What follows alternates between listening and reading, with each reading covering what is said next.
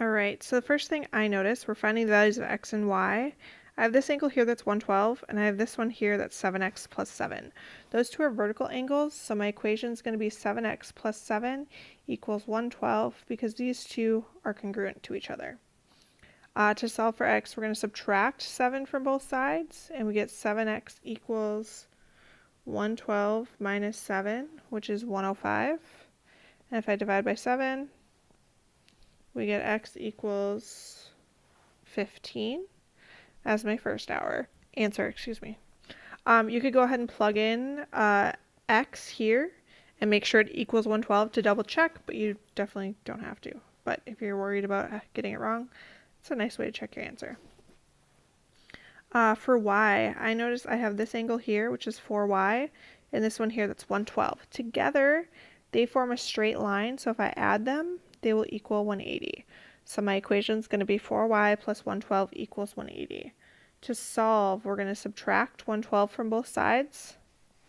When I do that, I get 4y equals 180 minus 112, which equals 68. I'm going to move it over here so I have some room. To get rid of my 4, I'm going to divide both sides by 4. And we get y equals 68 divided by 4, which is 17. And that is your final answer for y.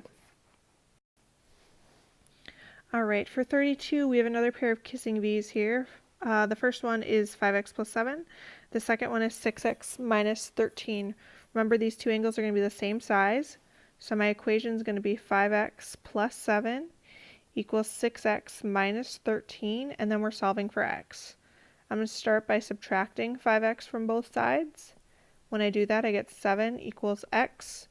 6x minus 5x gave me a 1x minus 13. And then I want to move my 13 to the other side, so I'm going to add it because it was originally subtracted. And when I do that, we get 7 plus 13, which will give me 20. So we'd have x equals 20 as my final answer. If you want to double check it, you can take x, plug it in here, plug it in here.